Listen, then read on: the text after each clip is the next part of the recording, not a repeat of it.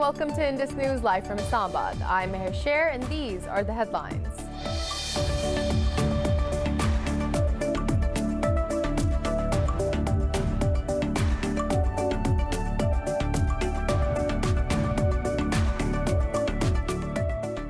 Pakistan's Army Chief General Qamar Javed Bajwa and U.S. Special Envoy Zalmi Khalilzad have reaffirmed their commitment to the Afghan peace process.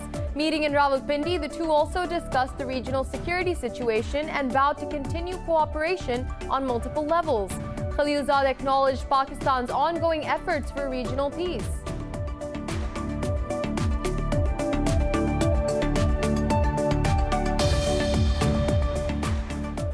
Pakistan says India has buried the concept of secularism due to its extremist Hindutva policy.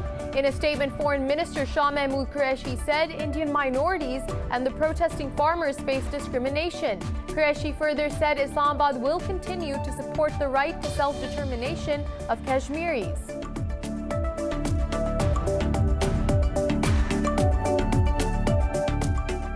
The seventh round of talks between the government and farmers remain inconclusive, deepening the deadlock over the repeal of new agriculture laws. The two sides have agreed to meet again on Friday. Since late November, thousands of farmers have been camping at Delhi borders to protest against the laws they say favor large corporations.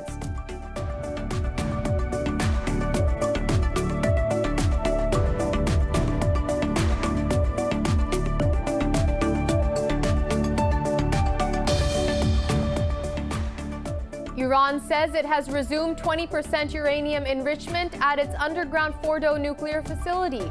A government spokesperson said the gas injection process into centrifuges started following President Hassan Rouhani's order. In December, the Iranian parliament approved a bill in the wake of the assassination of its top nuclear scientist.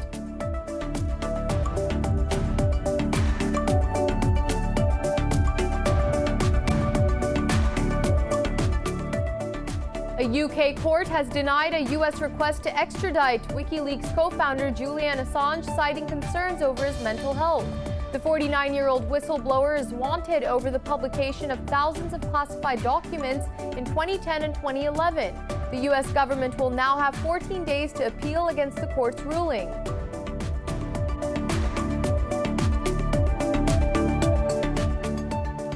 The global number of coronavirus cases has crossed 85 million, with more than 1.84 million deaths. Pakistan has confirmed the presence of 2 more cases of a strain of virus as its death toll stands over 10,000. While the government has announced phase-wise opening of educational institutions from January 18th, the U.S. has registered over 351,000 COVID-19 deaths and more than 20.6 million infections so far.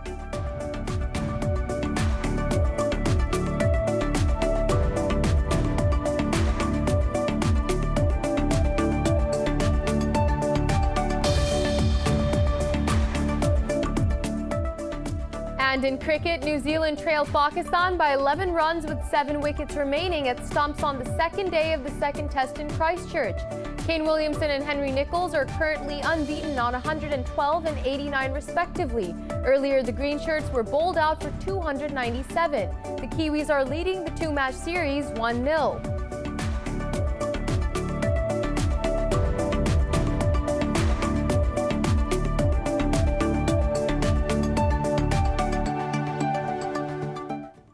Those were the headlines. More news in detail after a short break. Stay with us.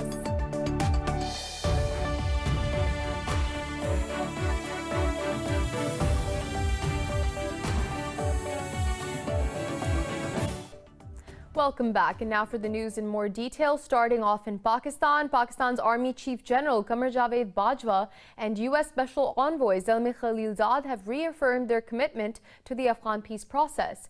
Meeting in Rawalpindi, the two officials also discussed the regional security situation and vowed to continue cooperation on multiple levels. Khalilzad acknowledged Islamabad's ongoing efforts for regional peace. Director General ISI, Lieutenant General Faiz Hamid, was also present in the meeting.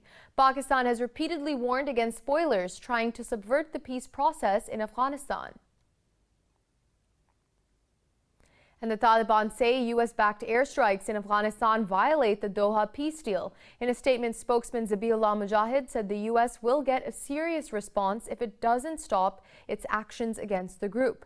They said U.S. Secretary of State Mike Pompeo has himself acknowledged that the Taliban haven't targeted American forces since the deal was signed in February 2020. But a spokesman of U.S. forces in Afghanistan rejected Taliban's accusations and urged all sides to reduce violence. Earlier in the day, airstrikes by the Afghan government left 13 Taliban killed in the eastern province of Nangarhar. This comes a day before the Taliban and the government are due to start the second round of their peace talks in Doha. And Pakistan says India has buried the concept of secularism due to its extremist Hindutva policy. In a statement, Foreign Minister Shah Mahmood Qureshi said Indian minorities and the protesting farmers face discrimination. Qureshi said Pakistan exposed Indian terrorism in a dossier put before the world community. The foreign minister said Islamabad will continue to support the right to self-determination of Kashmiris. He added Pakistan has urged the United Nations for fair trials of the political prisoners in occupied Jammu and Kashmir. Now, Kashmiris across the world will observe the right to self-determination day tomorrow. The United Nations had adopted a resolution on January 5, 1949 that pledged a free and impartial plebiscite. Ahead of the day, senior Hurriyat leaders urged the United Nations to fulfill its pledge and grant them their rights. They said the world and the UN maintain a criminal silence on Indian atrocities in Kashmir. They asked the World Rights Body to probe the 1993 Sopore massacre in which 57 civilians were killed by Indian forces. They said Delhi's eviction of Kashmiris from their homeland proves that they want to seize the territory. And the seventh round of talks between the government and farmers remain inconclusive in India, deepening the deadlock over the repeal of new agriculture laws. The two sides have agreed to meet again on Friday. Thousands of farmers have been camping at Delhi borders since late November to protest against the laws they say favor large corporations. But the government insists the reforms will benefit farmers, allowing them to market their produce and boost production through private investment. The main opposition Congress party has described the laws as pro-corporate, accusing Prime Minister Narendra Modi of making farmers slaves of capitalists. Farmers have already threatened to hold a big protest on India's Republic Day if their demands are not met. Moving on, Iran says it has resumed 20% uranium enrichment at its underground Fordo nuclear facility. A government spokesman said the gas injection process into centrifuges started today following President Hassan Rouhani's order. He said the prerequisite measures, such as informing the International Atomic Energy Agency, the IAEA, on the country's safeguard obligations have already been taken. He said the first UF6 product used in the process of enriching uranium will be available within the next few hours. In December, the Iranian parliament approved a bill in the wake of the assassination of its top nuclear scientist, Mohsen Fakhrizadeh. The law obliges Tehran's atomic agency to produce at least 120 kilograms of 20% enriched uranium annually. The United States has reversed its decision to pull its aircraft carrier home from the Gulf. The Pentagon says the USS Nimitz will stay in position due to recent threats from Iran. The carrier has been patrolling Gulf waters since late November. On December 31st, Acting U.S. Defense Secretary Christopher C. Miller ordered the vessel to transit home to complete a nearly 10-month deployment. U.S. officials said the move was part of a de-escalation effort with Tehran to avoid a conflict during President Donald Trump's last days in office. But Miller issued a new statement changing course on Sunday. He did not elaborate on the threats involved. Moving on, Israeli prosecutors have released an amended indictment document against Prime Minister Benjamin Netanyahu. The premier has been charged with fraud, breach of trust, and accepting bribes in 3 corruption cases. The document lists 315 incidents. It stated there are indications that Netanyahu has been personally involved in 150 of these incidents. The document also included alleged requests for negative coverage of Netanyahu's rivals. Netanyahu's trial began last year and is scheduled to resume next month. And the Hamas movement has called to hold a comprehensive Palestinian dialogue as soon as possible. In a televised address, Hamas's chief Ismail Haniyeh said his party is ready to engage in the legislative and presidential elections. Haniyeh urged the Fatah organization to put an end to bilateral disputes with Hamas over holding general elections. He stressed that Palestinians should agree on a specific strategy of resistance that may help them gain their legitimate rights. Earlier, Haniyeh also sent a letter to Palestinian President Mahmoud Abbas to show Hamas's willingness to end the internal division. Abbas welcomed Hamas's decision of ending division, building partnership, and accomplishing a national unity. And 9 Syrian soldiers have been killed and 8 wounded in an ambush on their convoy on a main highway in the central Syrian desert. Eyewitnesses say the soldiers were attacked near Wadi al-Azib in the western part of the desert. No group has claimed responsibility for the attack so far, which is the second such incident in less than a week. Earlier, ISIS militants ambushed 3 military buses, killing 28 soldiers in eastern Syria. Meanwhile, Syrian media said 6 civilians have been killed in a terror attack in Syria's Al Jazeera region. It also said several civilians have been kidnapped from the Al Qasrat area in Raqqa city. And Turkey says its security forces have neutralized 4 terrorists of the Kurdistan Workers' Party in northern Syria. The Defense Ministry says the militants were trying to infiltrate the Operation Peace Spring zone. It said the terrorists aimed to disrupt peace and security in the region. The ministry said operations against the militants will continue. Now, a UK court has denied a U.S. request to extradite WikiLeaks co-founder Julian Assange, citing concerns over his mental health. The 49-year-old whistleblower is wanted over the publication of thousands of classified documents in 2010 and 2011. U.S. authorities accuse Assange of endangering lives through the release of vast troves of confidential military records and diplomatic cables. But his lawyers have argued the entire prosecution was politically motivated, powered by U.S. President Donald Trump. However, Judge Vanessa Buratzer said she could not approve his extradition as there was a real risk he would commit suicide. The U.S. government will now have 14 days to appeal against the court's ruling. And Nancy Pelosi has narrowly been re-elected as Speaker of the U.S. House of Representatives. She is the only woman to have ever served as Speaker and led the House for 17 years. The House voted 216 to 209 to reinstate Pelosi after Democrats lost 11 seats in the November 3rd elections. 5 Democrats chose not to support her, 2 voted for Democratic legislators who were not running, while 3 others simply voted present. Meanwhile, in the Senate, Vice President Mike Pence swore in 32 senators. The oath was administered in pairs due to COVID-19 restrictions. Senate Majority Leader Mitch McConnell said the new Senate was convening at a challenging time. And U.S. President Donald Trump has pressured Georgia's top election official to find enough votes to overturn his defeat in the state. Trump told this to Republican Secretary of State Brad Raffensperger in a recording released by the U.S. media. Georgia's Republican Secretary of State Brad Raffensperger cemented his status as an unlikely hero for U.S. Democrats following a fresh clash, in which he rejected President Trump's claims that his election defeat was a result of widespread fraud. Trump returned the former businessman to the limelight when he called Raffensperger to badger him to find enough votes to reverse Biden's victory in the state. Raffensperger is heard replying that Georgia's results were correct. The White House declined to comment. Vice President-elect Kamala Harris has called Trump's words the voice of desperation and an abuse of power. Harris was addressing an event in Georgia to seek support for Democratic Senate candidates ahead of Tuesday's consequential runoff election. Meanwhile, 10 former U.S. Secretaries of Defense have said the military should play no role in President Trump's efforts to block the transfer of power. The group, including Mark Esper, said the time had come to accept that the Republican president had lost the election. Joe Biden won Georgia alongside other swing states, winning 306 electoral college votes to Trump's 232.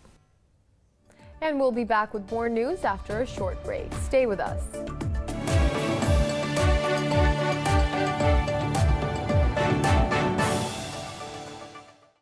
Welcome back. And now continuing, the global number of coronavirus cases has crossed 85 million, with more than 1.84 million deaths. The U.S. has registered over 351,000 COVID-19 fatalities and more than 20.6 million infections so far. More on the pandemic in the following report. Hospitals around the world, even in most developed states, are struggling to keep up with surges in COVID-19 hospitalizations. Over in Europe, France has announced to vaccinate 26 million of its people by the summer of this year amid the wide criticism of Paris's lagging rollout program. Germany and Norway are likely to extend the national lockdowns to curb coronavirus infection rates that are still running high. Meanwhile, the UK is set to roll out the biggest immunization program in its history with the initiation of administration of Oxford's vaccine. However, despite the hopes of tens of millions of vaccinations rollout over the next 3 months, Britain is still likely to face even tougher period. What we're doing clearly is grappling with a new variant of the virus, which is surging particularly in London and the southeast, and that's why we've had to take exceptional measures for some parts to close primary schools, keep primary schools closed temporarily. Over in Latin America, the regional number of cases has exceeded over 15.7 million, with the worst caseload registered in Brazil. Meanwhile, U.S. experts also contradict with the President Donald Trump's claims that number of COVID-19 cases and deaths is far exaggerated in U.S., as compared to other countries that report purposely very inaccurately and low. Over in Asia, the vaccination for people in higher infection risks has been in full swing in the Chinese capital of Beijing since the program started on January 1st. We have launched the COVID-19 vaccine dispatching platform and the inoculation management platform, docking them with Beijing Health Kit application to enable the two platforms to share data. Those who have received the initial dose could find their status on the Health Kits inquiry section, updated to first dose received. The status will be updated to vaccination completed when they receive the second dose. Meanwhile, Japan is considering to declare a state of emergency for capital Tokyo and 3 surrounding prefectures as their cases climb. India's approval of domestically produced COVID-19 vaccine has been facing criticism over lack of required efficacy data. India has reported over 16,000 infections and 214 deaths in the past 24 hours, taking its toll to 149,000. Meanwhile, Pakistan has confirmed the presence of the new coronavirus variant among 2 individuals who had visited the United Kingdom. In the past 24 hours, 39 people have lost their lives to COVID-19, taking the death toll to over 10,350. According to the National Command and Operations Center, all inbound passengers from the UK are required to be tested for the virus on arrival. Meanwhile, the government has announced phase-wise opening of educational institutions from the 18th of January. The health officials reported 1,895 new infections overnight. More than 35,000 active COVID-19 cases have been detected in the country. The health ministry says out of over 488,000 countrywide cases, more than 442,000 people have recovered. Now, the U.S. Congress has passed the MALALA Yousafzai Scholarship Act, expanding the number of awards available to Pakistani women. The bill now heads to the White House for President Donald Trump to sign into law. The act mandates that at least 50% higher education scholarships to women in Pakistan from 2020 to 2022. Among other things, it requires the U.S. Agency for International Development to brief Congress annually.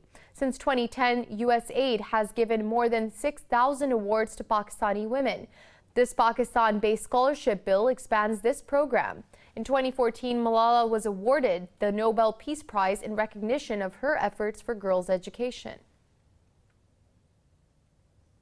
And Iran's Revolutionary Guards have seized a South Korean tanker, saying it was polluting the Gulf with chemicals.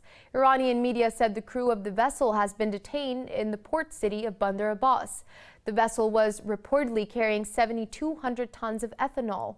South Korea's foreign ministry has demanded an immediate release of the chemical tanker. It said forces stationed in the Strait of Hormuz have been dispatched to the area. And in Niger, the death toll from terror attacks in 2 western villages has risen to 100. Authorities say the gunmen who attacked civilians arrived on around 100 motorcycles. Prime Minister Brigi Rafini confirmed the toll as he visited the attack site near the border with Mali. However, the officials are yet to identify the perpetrators.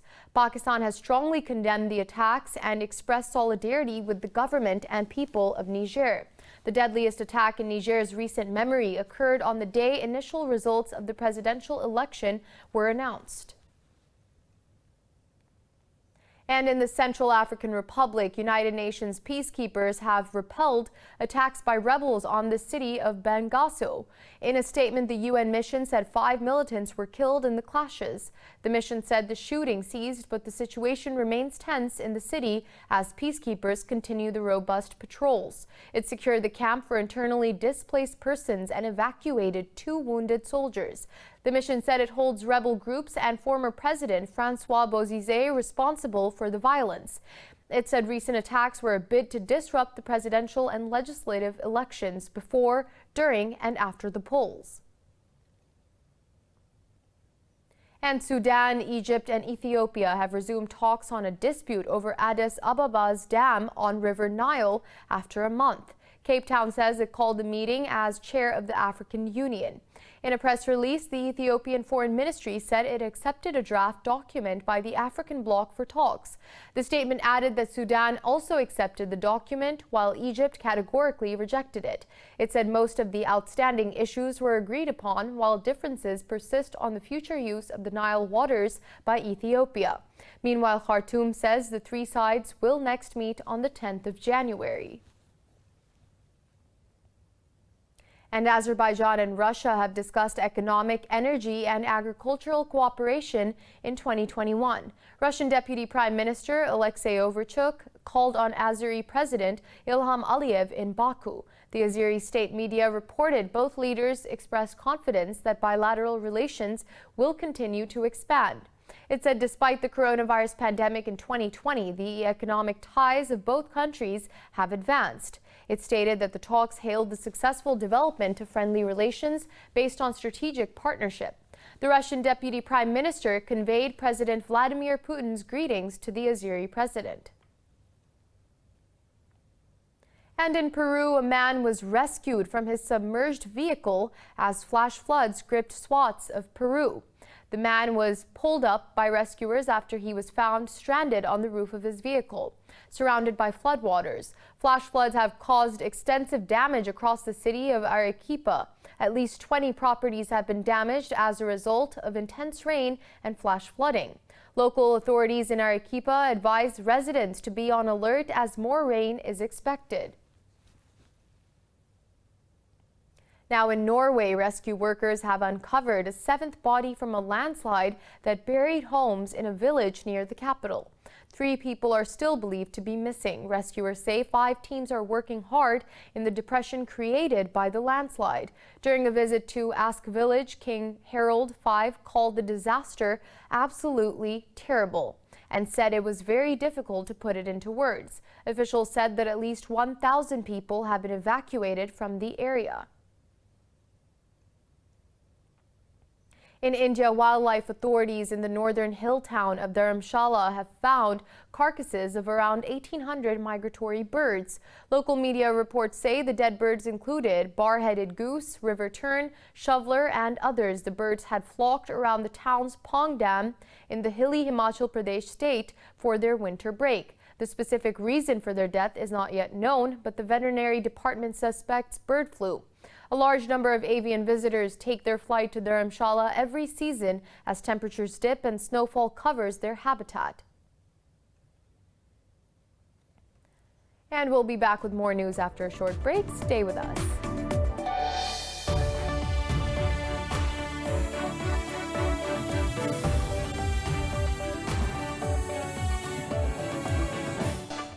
Welcome back. China has vowed to fight the tough battle against pollution in 2021.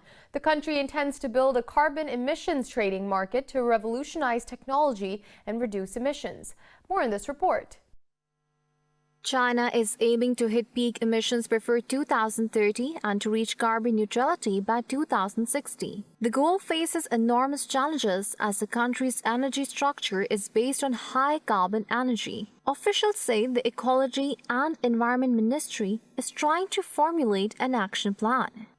We have already initiated the work on formulating an action plan for peaking carbon dioxide emissions. We will further comply with the requirement of the central government, speed up the pace of our work, adopt more vigorous measures to control the consumption of fossil energy, and encourage the energy production of non-fossil.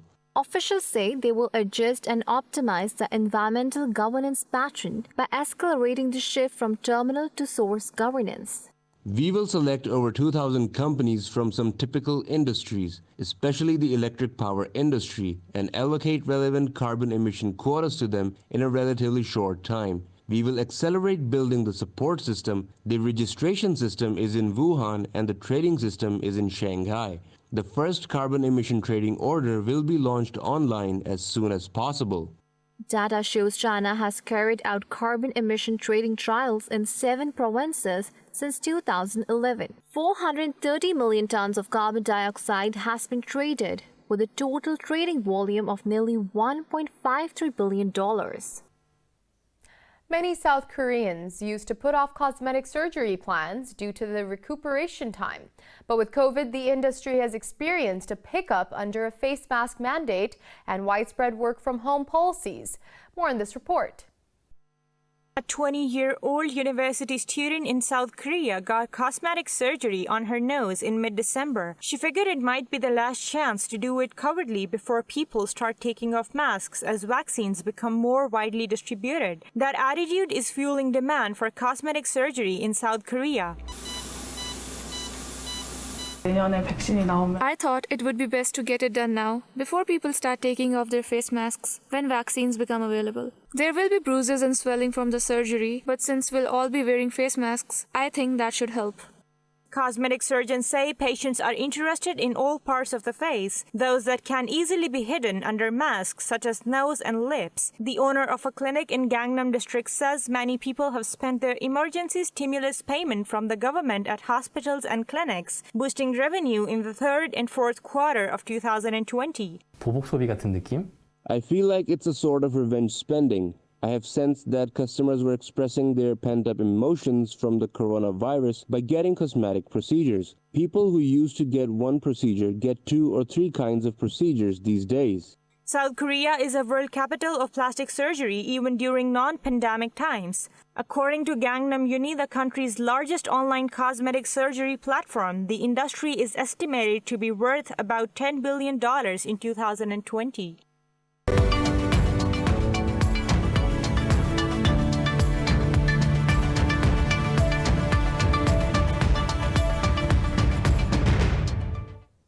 And now moving on to business, China's securities regulator says New York Stock Exchange's plans to ban 3 Chinese telecom firms are political. Earlier, the NYSE said it will delist the companies to bar U.S. investment in 31 firms with alleged ties to the military. In a statement, the regulator said the delisting completely disregards the rights of investors and market norms. It said the total market value of these firms is very small and they will handle the impact. Meanwhile, the Chinese telecom said they had not received any delisting notification. Ties between the U.S. and China are strained due to President Donald Trump's hardline stance against Beijing. And U.S. stocks have hovered just below the flat line on the first trading day of 2021, following a wild year for investors. The Dow Jones Industrial Average is trading marginally lower, while the S&P 500 is trading fractionally higher. The Nasdaq Composite is trading higher by about 0.5% at the opening bell. Meanwhile, oil prices gave up early gains and traded lower amid rising COVID-19 infections.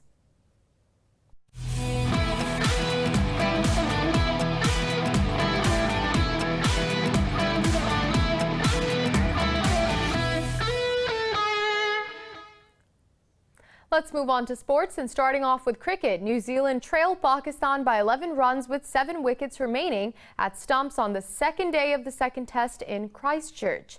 The Kiwis concluded day 2 at 286 for 3. Williamson and Nichols are currently unbeaten on 112 and 89 respectively. For Pakistan, Shaheen Afridi, Mohammad Abbas and Fahim Ashraf scalped 1 wicket each. Earlier, the green shirts were bowled out for 297. The Kiwis are leading the 2-match series 1-0. And England all-rounder Moeen Ali has tested positive for COVID-19 upon the squad's arrival in Sri Lanka. The 33-year-old will now isolate for 10 days in accordance with the Sri Lanka government's quarantine protocol. Fellow all-rounder Chris Woakes has been deemed as a possible close contact and will observe a period of self-isolation.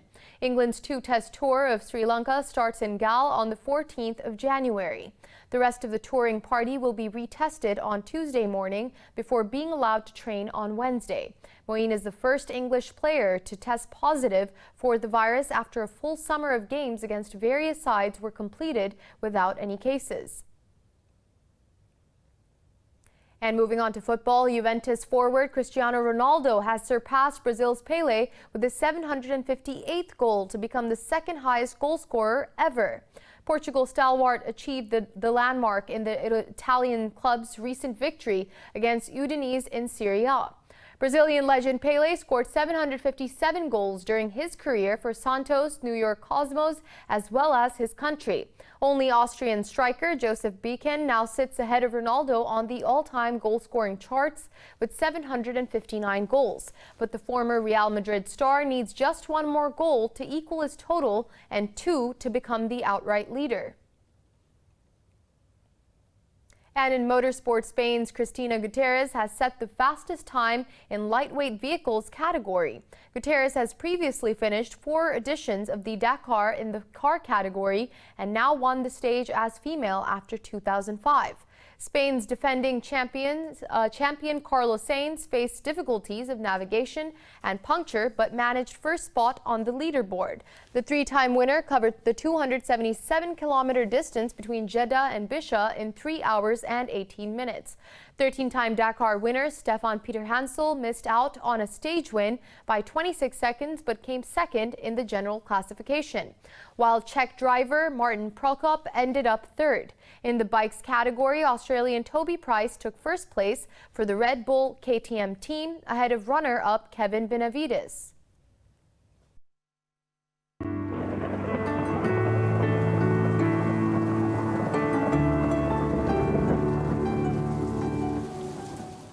It's time now to take a look at the latest weather updates from around the world.